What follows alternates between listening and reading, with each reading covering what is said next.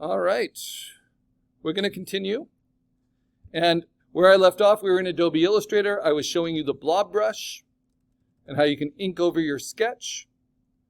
You set it up in layers so your sketch is onion skinned underneath. Then you use the blob brush on top. And you double click the tool to figure out your settings. And then you just have a ball. I'll show you a few techniques while I'm in here that relate to traditional inking, which is what this is supposed to help with. Remember, it's not the brush tool. The brush tool is a stroke-based tool. The blob brush only will give you fills. And fills is what you want, especially as we get into coloring. Now, you can also do kind of advanced inking techniques. So we're just working on line art right now, but there's no reason you can't also use this tool to do shading if you wanted to do that in the line art. So what do I mean? What about hatching? Texturing. I could do something called monk's quilting. I could do cross hatching, directional hatching. Depends what you're inspired by, right? If I'm inspired by 90s comics, I'll have these really deep core shadows and then directional feathering that will spin away from them. So all of that can be done directly as a vector right in Illustrator. But the more inking you do like this, the more shading you do like this, the simpler your color will need to be, right? Because you don't want to have a lot of layered inking that's really textural competing with a lot of full spectrum textured color. And we'll see examples of that. So just showing you. And of course, what's wonderful about this is it's so easy to make changes, to correct it, because it's all perfectly clean as a vector. And it doesn't lag at all, so it's perfectly responsive, even while it's smoothing. Yeah, so you can have a lot of fun with this, especially if you like inking. All right, and then of course you can modify. So once I'm kind of looking at this and I say, oh, I like it, maybe I'll even put some texture in the eyes, but I don't like how thick this outline is where I started.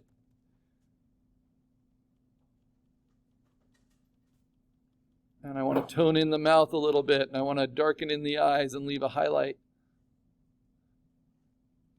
But this thickness here, I don't like so much. So what can I do about it? Well, I can go to the small selection tool. I can click it so I can see the anchor points, and then I can use the pencil tool. I'm going to set it to be a little bit more smooth and accurate to redraw. So I'm just going to thin out that line by just redrawing it. Right? And I can do that till I'm happy. And this is why it's so much better than doing it in a raster program when you're doing line art, because you get all that control. You can do it with this eye as well. Very often as you ink, certain shapes will overlap and you'll want to correct it, right? Most basic example,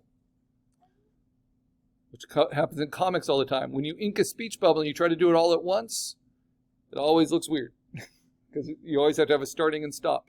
So instead, how you do it is you make the tail, you go around and then you leave a break, you go around and you leave a break, and then you go around back to the tail. Right? And then, this is traditional inking. And then you use a smaller pen to kind of fill in the gaps, like that. Now, because it's a vector, I can then select it all, and I can redraw its edges. I'm going to first blend these together with the Pathfinder, because for some reason they didn't merge. All right, so now if I go to the pencil tool, I can just smooth that out. And before digital vectors for this, which didn't start being used heavily until the late 80s, early 90s, you had to use graphic white and graphic black paint. Basically, you ink it and then you use like industrial whiteout to clean it up. And then an industrial black paint, they're called Pelican graphic paints, to clean it up again over the whiteout. But now it's all so clean, which is very helpful. Okay, so that is how the blob brush works. I'm going to close this, not save, and go to the line art that I actually finished. Right? And I can look over this, and I can judge it. Notice this doesn't have any shading to it. This is all just line art, because I figure I can do all my shading in the coloring phase. And if there's anything I want to edit, like maybe I want to make this fingernail look less rounded and more intimidating.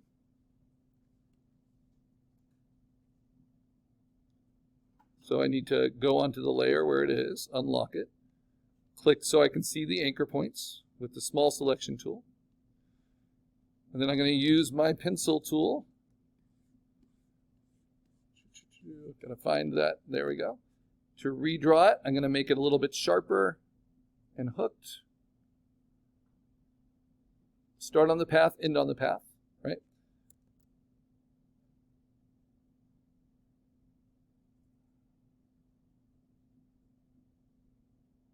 To be safe, it's good to go through an anchor point.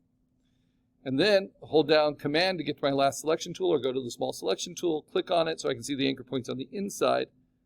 Because remember, fill paths, they have an inside and an outside edge.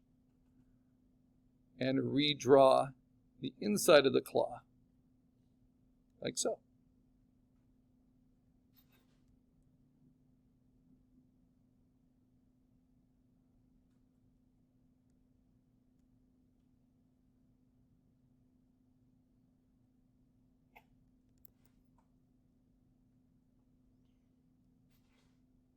Until you're happy with it. All right.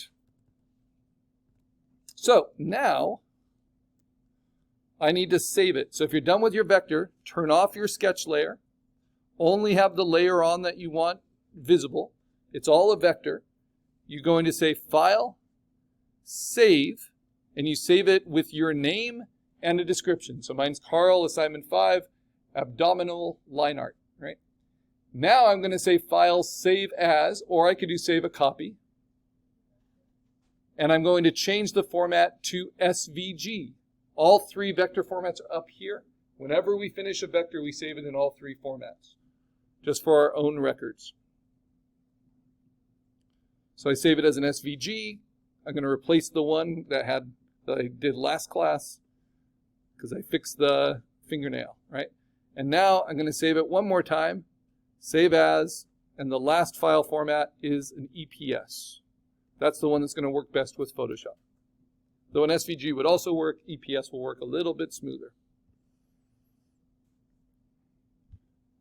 Okay, now I can close Illustrator. I don't need it anymore.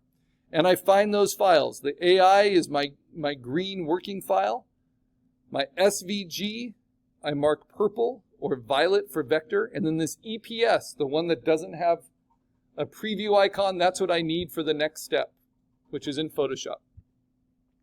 So, just like we did with our vector symbols, now I go to Adobe Photoshop. I can quit Illustrator. I don't need that memory being used up anymore.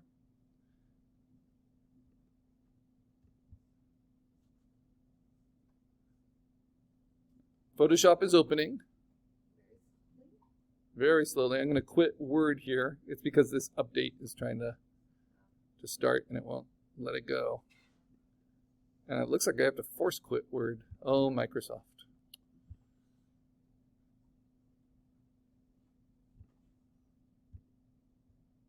But that will allow it to update.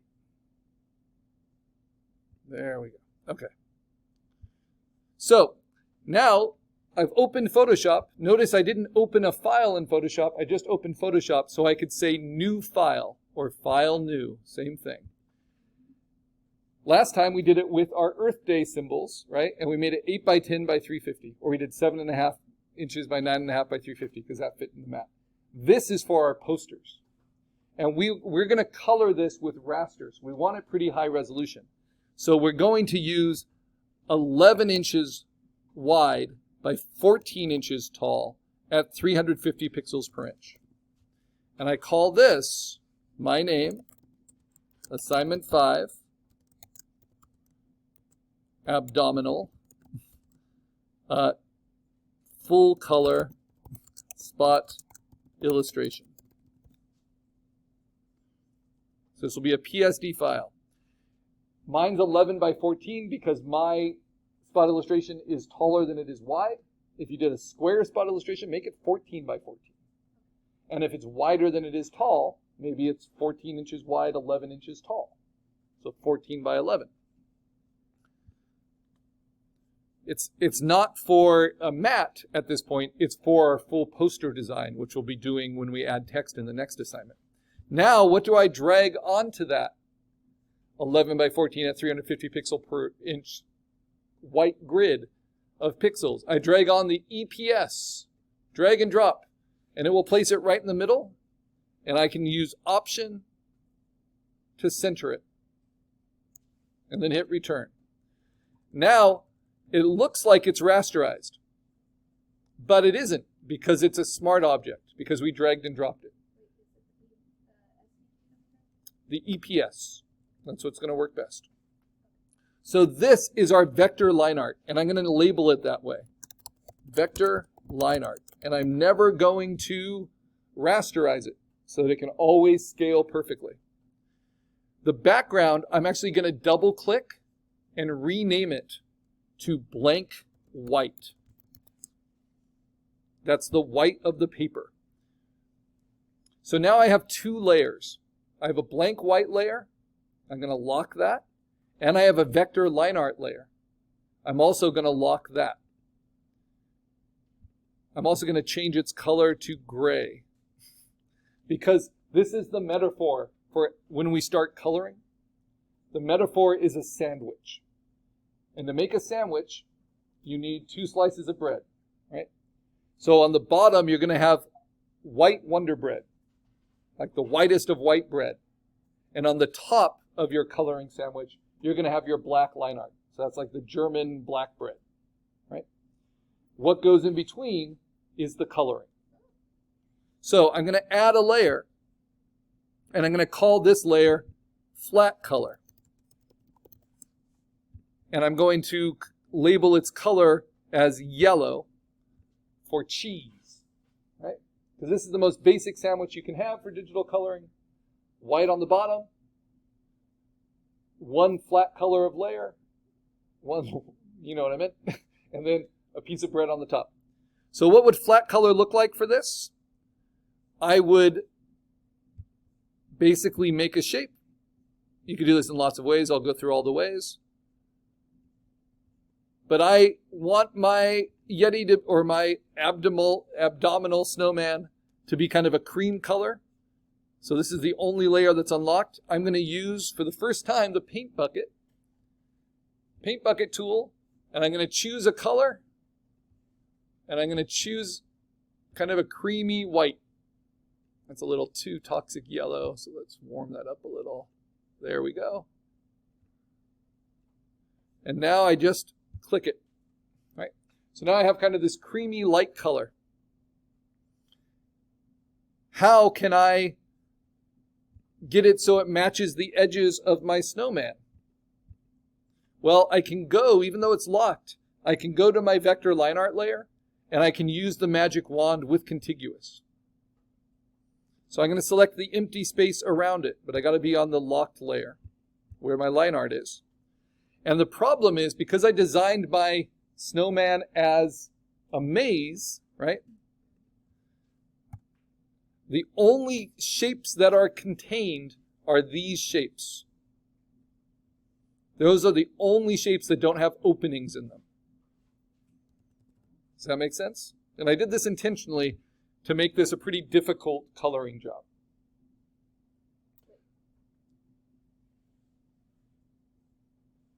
So I'll show you another way of showing you the same thing. So I'm going to erase all the coloring from this layer. This is my cheese layer.